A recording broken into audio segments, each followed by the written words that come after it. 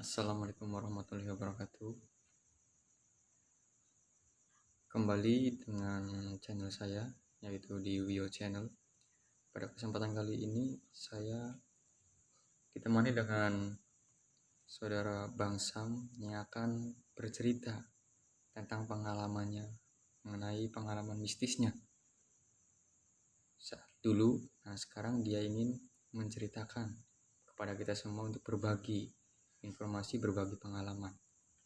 Oke, kita langsung saja ya.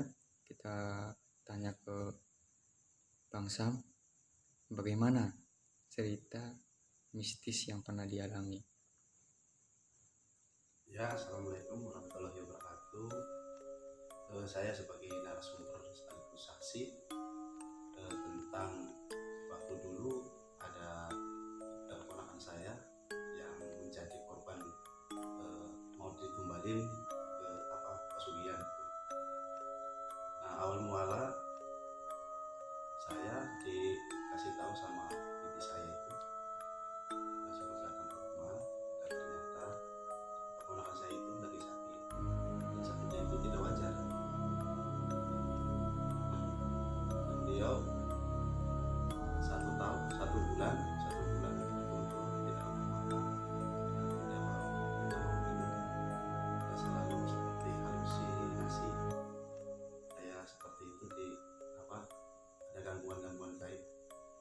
Itu maaf, penyakitnya, contoh penyakit seperti apa ya itu tadi? Setiap Gangguan jam seperti apa? jam satu malam dia sering kayak ada orang yang bisikin, kayak ada orang bawa parang, ada ular besar.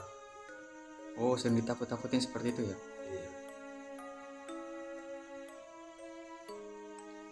Terus waktu itu saya coba berobat ya, saya berobat ke tingkat medis, dan ternyata pas di scan itu, scan otak ya, saya juga punya tentang medis, cuman penjelasan dari pihak kedokterannya itu normal-normal aja, Tidak ada gangguan apapun itu. tidak ada sama sekali. Tetapi si anak itu merasakan hal seperti itu ya? Ada yang dirasakan? Dan kalau siang normal, tidak seperti terjadi sesuatu. Cuman setiap jam 1 malam mulai itu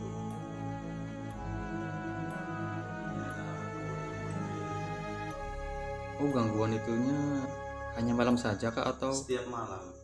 Setiap malam saja. Jam 1 malam gangguan mulai berdatangan selama 1 bulan.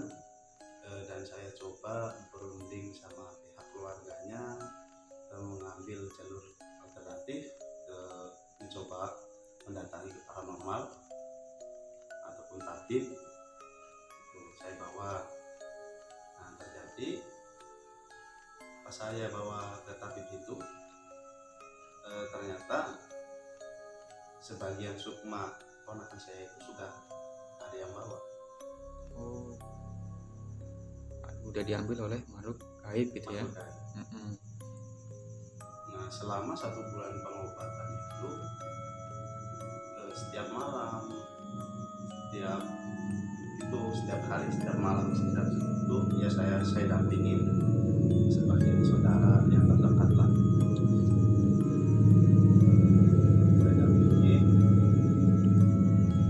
dan suatu saat itu ada kejanggalan aneh. Kejanggalan seperti apa itu, Bang? Pas itu saya coba kata si tabibnya itu, saya disuruh coba membuka mata batin, dibukain mata batin saya. Disuruh lihat ke sekelilingnya.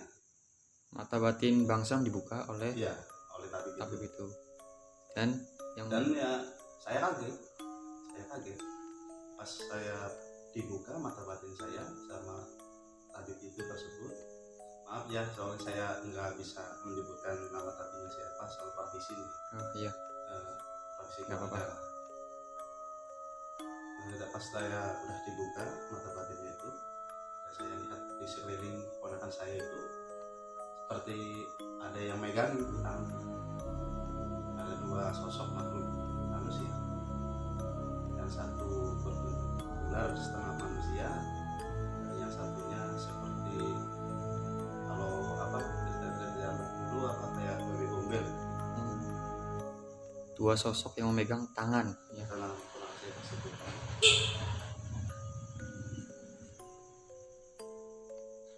Berarti seperti orang ditahan. Iya. Tapi itu cuma sukmanya saja yang ditahan. Sukmanya saja. Selama 1 bulan diem di situ di padepokan tadi tersebut dalam tahap terapi dan penyembuhan. Nah ternyata kata si tadi tersebut ponakan saya itu mau dijadikan tumbal sama orang satu desanya yang melakukan Pesugihan apa itu kalau boleh tahu? Ya kalau masalah pesugihan banyak jenisnya sih, tapi saya juga belum jelas.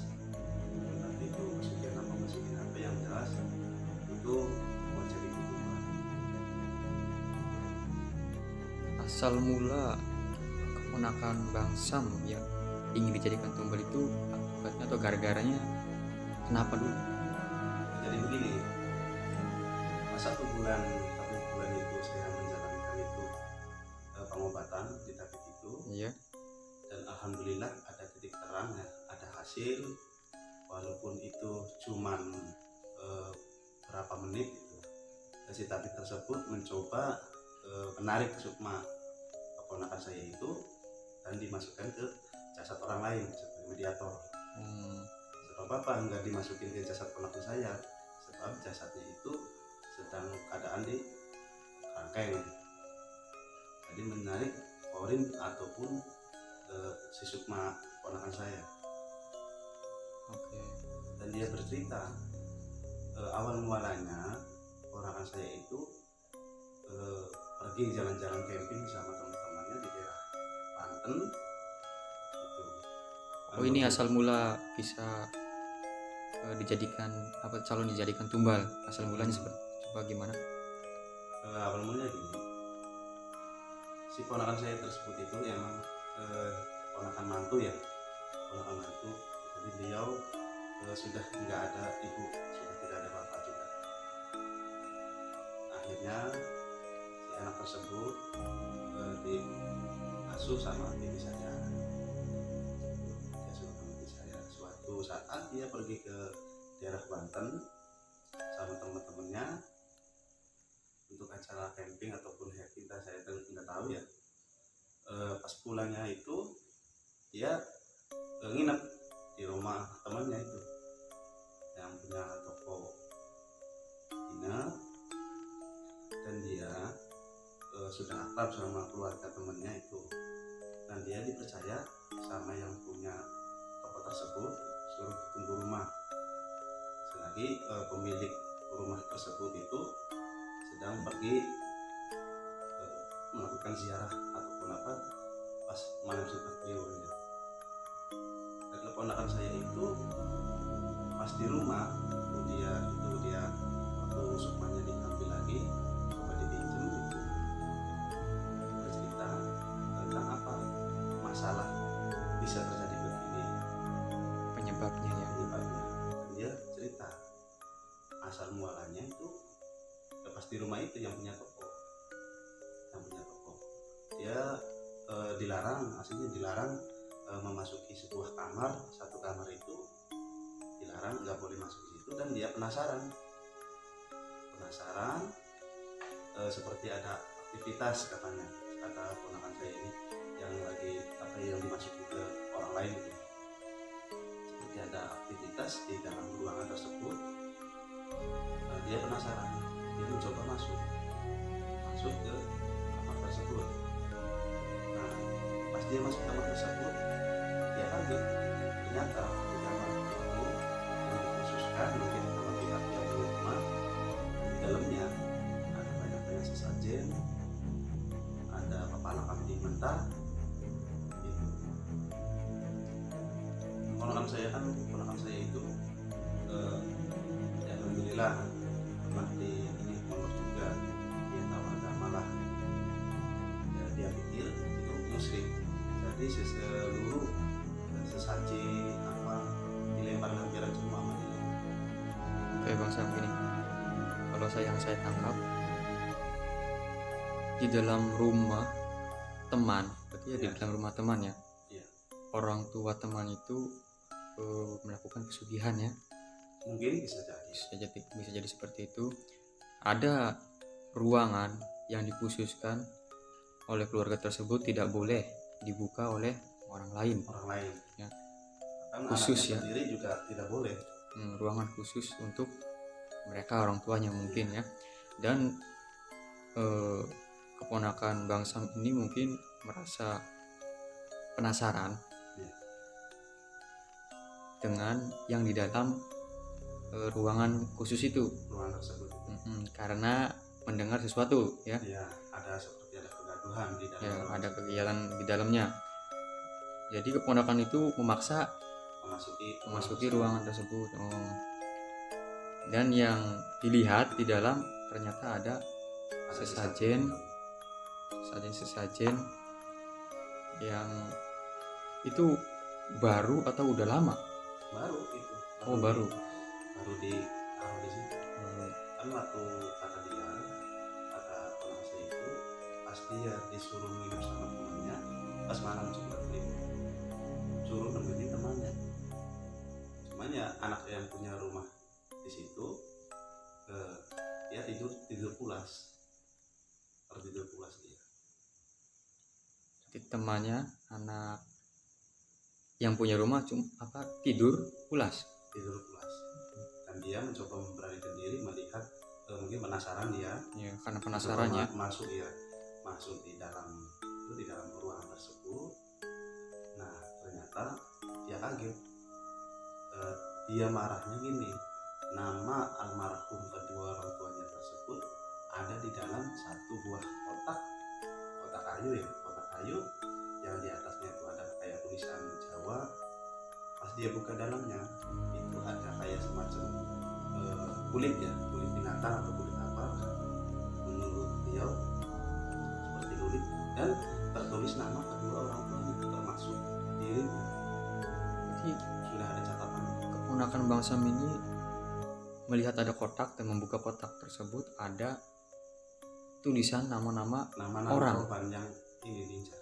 Mungkin itu korban mungkin ya. Iya.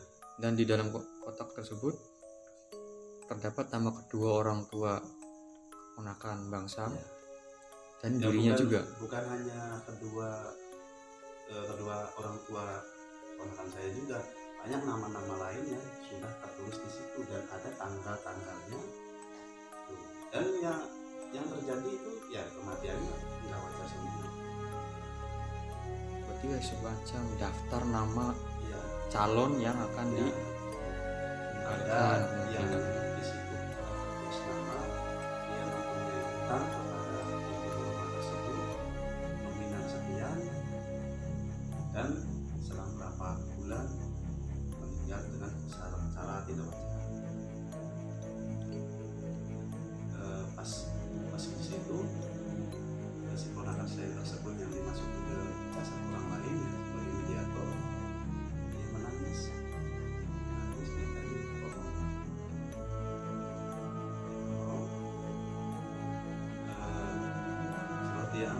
dia di sana disiksa, kakinya dirantai, tangannya dirantai, dan tiap malam itu sukmanya kayak seperti digigitin sama makhluk-makhluk halus itu. Dan dia juga bertemu, katanya dia juga bertemu sama kedua orang tuanya di sana. Cuman dia panggil tidak mengakui gitu. Ya sama kedua orang tuanya juga di sana adaan disiksa, suruh bikin kayak seperti benteng ataupun pagar gitu, ngapatin batu, ada yang masang fondasi di situ. Dan fondasinya katanya ya ponakan saya tersebut sambil menangis pondasinya itu bukan hanya material semen sama batu saja, ada seperti kayak orang-orang yang ditimpa di atas petonan situ, di atas pondasi itu. Nah, orang suruh berjejer itu takut ditimpa batu langsung semen. Di sukmanya yang diambil atau sukma yang ditumbalkan ini sananya dipekerjakan ya, Iya. untuk membuat suatu mungkin benteng atau kerajaan untuk para makhluk astral ya mungkin ya. Iya. Dan dia juga membocorkan pas kayak seperti tanggal ada satu buah tanggal ya, di mana tanggal tersebut itu hari untuk pencabutan sukmanya dari dalam jasadnya. Untuk keponakan bangsa. Iya, sudah ada tanggalnya, tanggal sekian, bulan sekian, orang itu harus diambil. Dia coba memberitahu saya dan dia minta tolong sama saya sama adik tersebut. Akhirnya kami dari pihak keluarga berunding sama adik tersebut gimana caranya ataupun gimana baiknya gitu. Dan tabib tersebut alhamdulillah selama 1 bulan pengobatan situ ada hasil. Pas hari yang dibocorkan sama keponakan saya itu, Hari tanggal di mana akan ditarik, akan diambil gitu, akan diambil. akan diambil untuk sebagai dijadikan tumbal ya. Dan tumbal itu saya pas hari itu juga saya dibuka lagi mata batin saya sama bibi saya tersebut selaku orang tua itu suruh nyaksiin sebagai saksi proses kedatangan satu makhluk yang dimana ditugaskan sebagai untuk mengambil sebagian ruh ataupun semacam ruhnya dari jasad tersebut. Makhluk yang akan mengambil sukma atau ruh dari keponakan bangsa itu ya. Pas jam 12 malam saya tungguin ada hubungan khusus diadakan sindiran dari keluarga sama tabib tersebut. Dan pas jam 2 dini hari sosok itu datang, asli datang. Saya dari kecil sebesar ini baru 1 kali melihat sosok makhluk aksar yang begitu besar, begitu seram. Sampai saya juga udah nggak bisa ngomong, mau lari juga nggak bisa, kaki terasa lumpuh gitu, Itu makhluknya ada berapa itu bang Sam yang akan mengambil? Ada satu, Cuma satu. mungkin dari golongan raja jin ya. Kalau kita di Jawa sini ya disebutnya itu buta ya, buta hijau. Warnanya hijau? Enggak hijau, hitam, mulutnya besar, baru taring, ada tanduknya, matanya nyala merah. Dan kukunya itu bisa benar-benar panjang-panjang. Saya dari kecil baru pertama kali dikasih lihat makhluk seperti itu. Lalu setelah kedatangan itu apa yang terjadi bang Sam? Pas dia datang si tabib tersebut mencoba menghadapi makhluk tersebut. Dan dia juga mempunyai seperti ajudan ataupun benteng, dan mempunyai anak buah dari alam gaib juga. Dia mencoba memanggil 2 makhluk gaib dan sosoknya seperti yang datang itu untuk membantu menahan makhluk tersebut mengambil sisa sukmanya ponakan saya. Dan terjadi pertempuran kemudian di alam lain berhubung saya mata batin saya menuju juga, jadi saya dari jarak jauh masih bisa melihat sosok tersebut berkelahi di jarak kejauhan. Oke, setelah itu apa yang terjadi kepada keponakan Bang Sam? Pas mungkin dia kembali lagi ke kerajaannya ataupun ke alamnya yang mengambil sukma keponakan saya itu.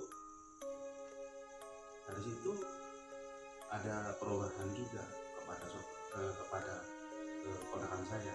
Berarti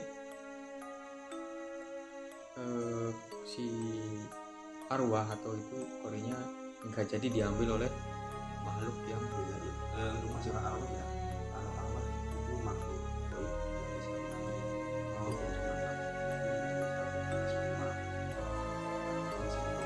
berarti korinya itu nggak jadi diambil oleh makhluk tersebut. Dan ada titik terang juga, ada perubahan juga.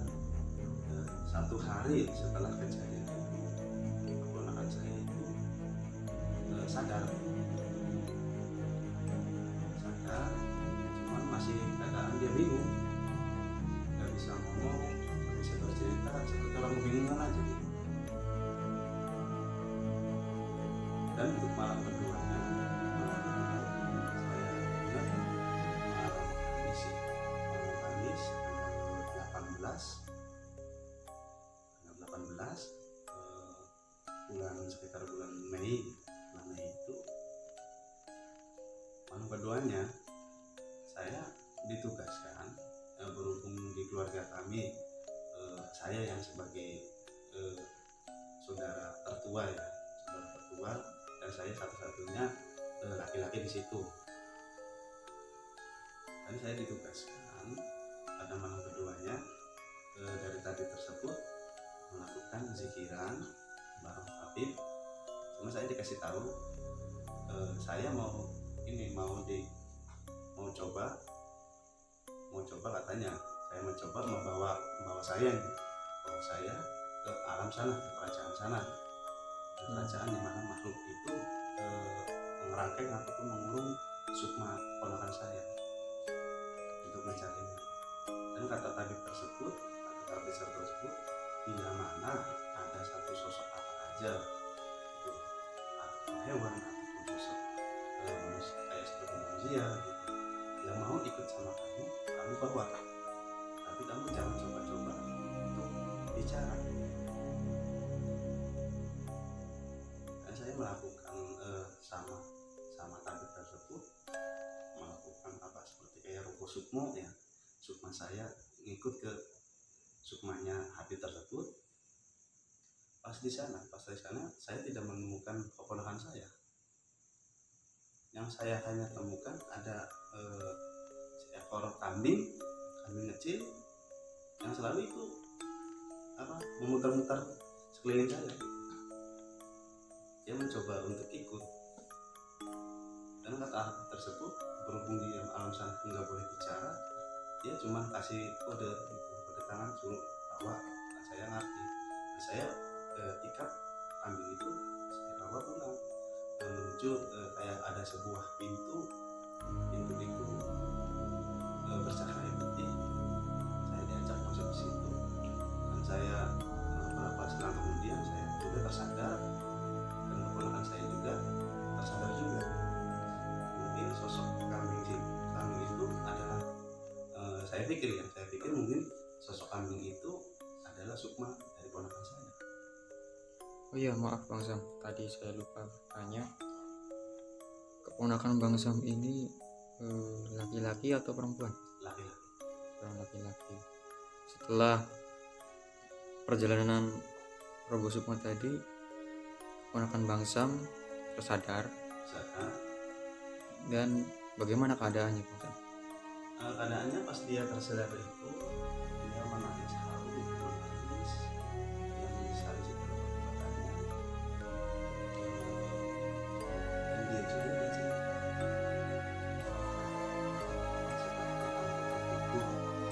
dari sukma tersebut udah habis dimakan sama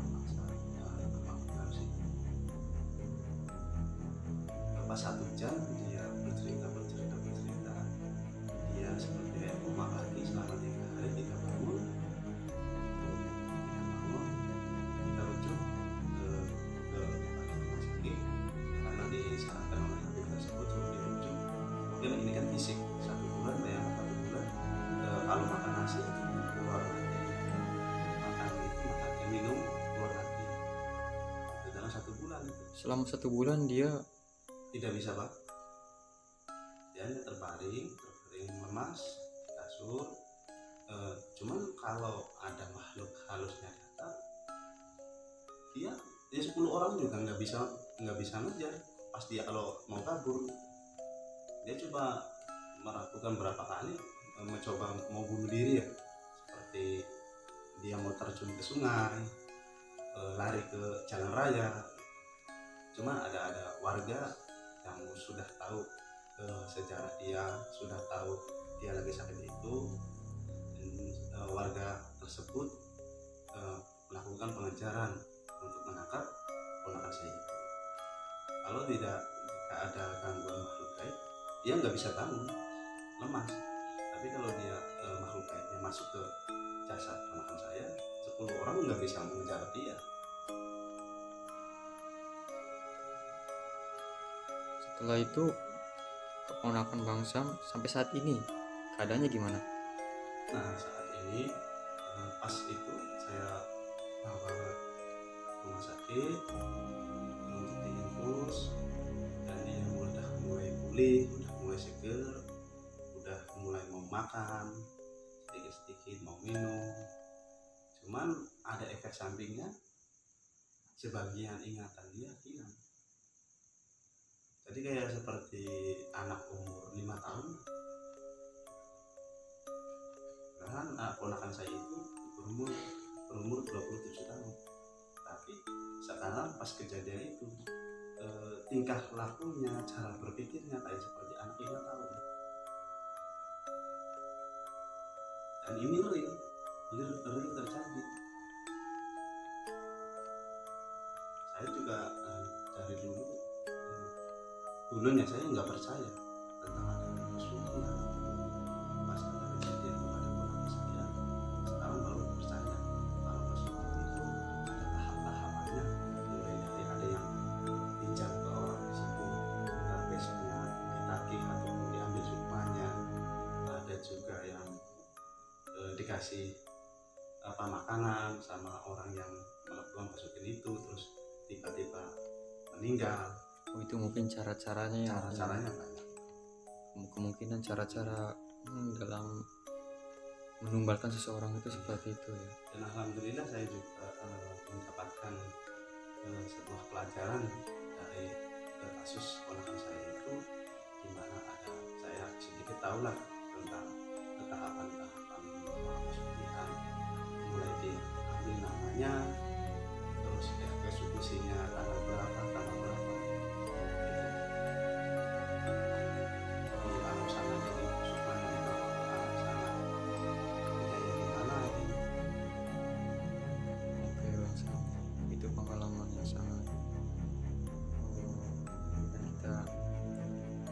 ilmu ya, dan memberikan kita kewaspadaan juga. Dan saya maaf saya dan saya juga dikasih pesan sama itu, biasanya saya dikasih tahu sama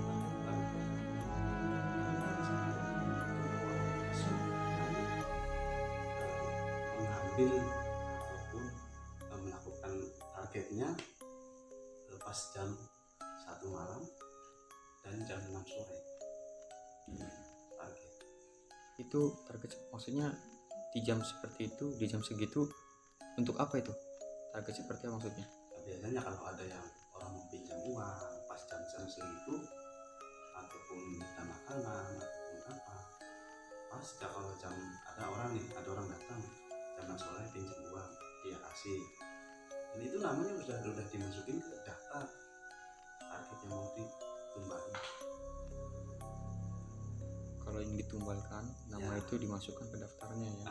Dan jam 1 malam si sosok makhluk halus tersebut untuk mendatangi, untuk mengecek nama tersebut, di mana rumahnya, benar-benar ini orangnya. Dan jam 1 malam kan kalau orang awam ya, kalau orang tahu tertidur lelap,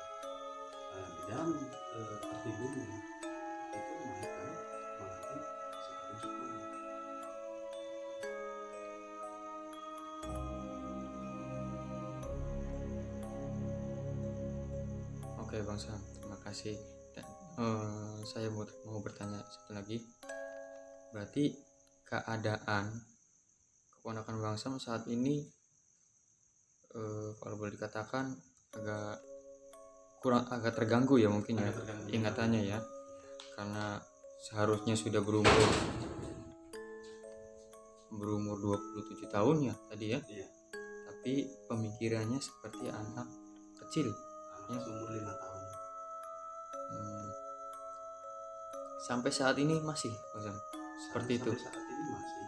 Saya juga mencoba untuk datang ke rumah sakit jiwa untuk konsultasi, mungkin bila jiwanya terganggu, tetap tidak ada hasil. Mencoba menempuh jalur medis ya, seperti skemata. Saya beli obat untuk orang-orang yang biasa sakit jiwa, tapi tidak ada hasil. Tetap seperti itu Tetap satu sampai sekarang. Oke Bang Sam, terima kasih atas berbaginya cerita Bang Sam ya, kami semua. Saya ucapkan terima kasih lagi. Saya akhiri. Assalamualaikum warahmatullahi wabarakatuh.